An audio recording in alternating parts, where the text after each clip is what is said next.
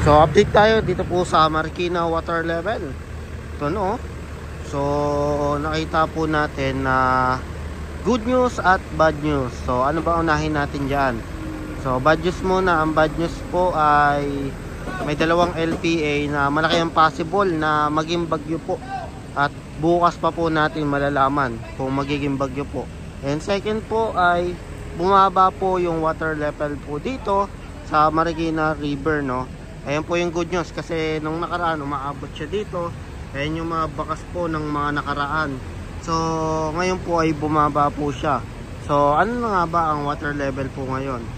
Ayan, ito papakita ko sa inyo. Base po sa nakikita nyo po ay nasa second alarm 16.5. So bukod doon dito sa location natin, napansin po natin ay huminto yung pag-ulan po. Napakalaking good news po yan para hindi po tuloy-tuloy yung pag-ulan, para hindi po umapaw po yung tubig.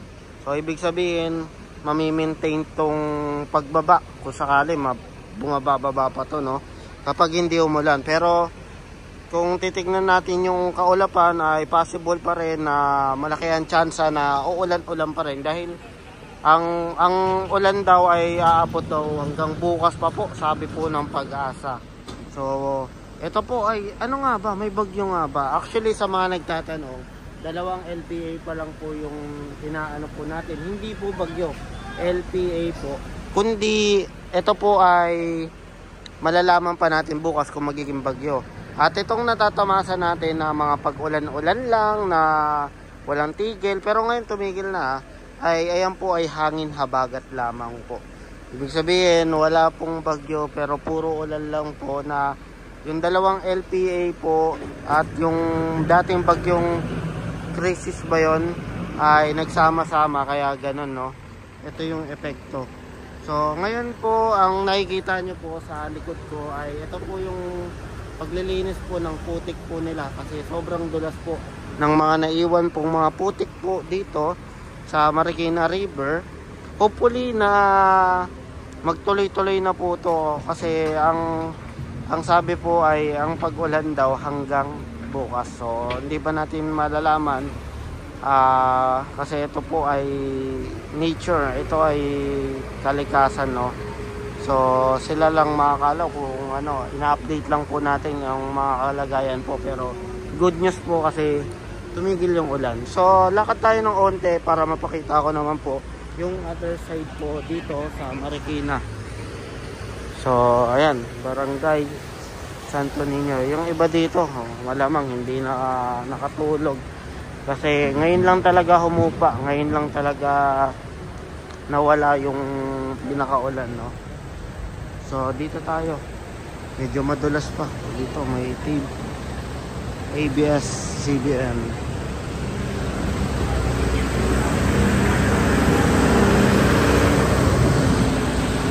So pakita ko lang saglit.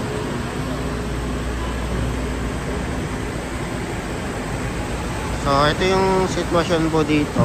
So hanggang dito ka lang po 16.5 o 16.6 yung pinaka-eksakto. Ayan po 16.5, ayan. So second alarm pa rin, bumaba kung i-compare natin sa kagabi. So napakalaking good news po yan sa nangyari po ngayon no? So dito sa other side ay dahil nga tag-ulan at after ng baha ay lumalabas po yung mga isda, especially mga cream dory, ayan, saka mga tilapia. Kaya meron na rin pong mga nanguhuli dito. Ayan po yung mga putik na dulot po ng parating pag-ulan po kahapon. So ngayon nila nililinis po kasi sobrang ano yan. Actually ito ay kalsada po yan no. So daanan po yan ng mga sasakyan, pero ngayon po ay ngayon po ay maputik kaya hindi pa siya madaanan ngayon. At lilinisin pa yan. And other side naman po, yan, hanggang dito lang tayo. Good news, bumaba po yung tubig ngayong tumigil po yung ulan.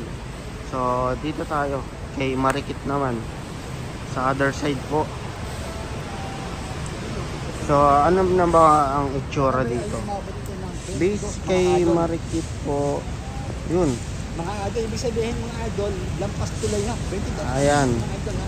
Kaya naman Ayan si thank you Marikit. so much. So, ibang-iba na po yung sitwasyon dahil tumigil po yung pag-ulan, no? Kung compare natin kagabi. So, dito tayo, tawid tayo. Medyo madulas kasi dito eh. Putik to eh. Putik na dala ng ano. Kung napansin nyo yung ano, para may idea kayo kung ano yung itsura niyan kagabi. Ganyan. Ganyan na ganyan yung itsura niyan dito sa harap natin. Kapag bumaba, ayan yung magiging itsura niya. So, magpuputik-putik po. And ayan, mayroon pong mga naglilinis po dito sa Marikina. BCBN. And doon sa other side, nililinis din po nila dito. Ito yung sinasabi ko sa inyo sa ano, sa I Love Marikina. Medyo madulas lang dito kasi maputik eh. Actually kagabi po ay eto ay halos hindi na matanaw nga. Ito yung kagabi, no? Buti humupa. Grabe, no? Buti na lang talaga. Opo. Ayan po ay natakpan po yung kagabi dahil nga sobrang taas po ng tubig. Good news ay humupa po, no? So, palike, pa-share po. Yan. Kung gusto nyo po na tuloy-tuloy ang paghupa po ng pag-ulan ay share nyo na rin po, i-like nyo na rin po.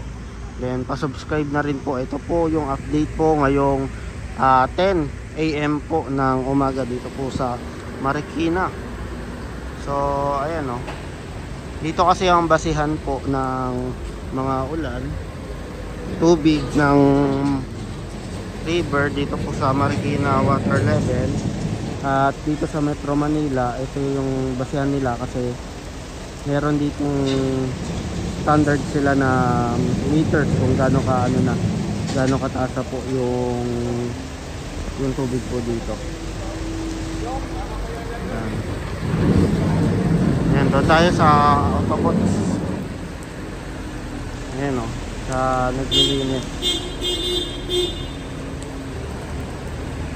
Yun. Pero ito hindi natin masabi kasi yung isa maliit ang tsansa kasi dalawang LPA po yun. Maliit ang tsansa po yung maging bagyo. Pero yung isang malayong LPA ay malaking tsansa naman po ng pagbagyo na aabutin daw ng bukas, sabi po ng Pag-asa. Yan. So, pakita ko lang yung panandalian ang ginagawa nila.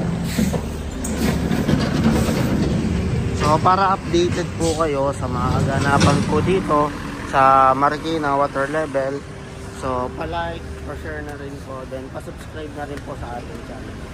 So, ang good news, bumaba na po. Pero ang bad news ay asahan natin ang pag-ulan-ulan pa rin sa mga mamaya o sa mga bukas dahil meron pa rin pong LPA na nasa paligid. Dalawang LPA po.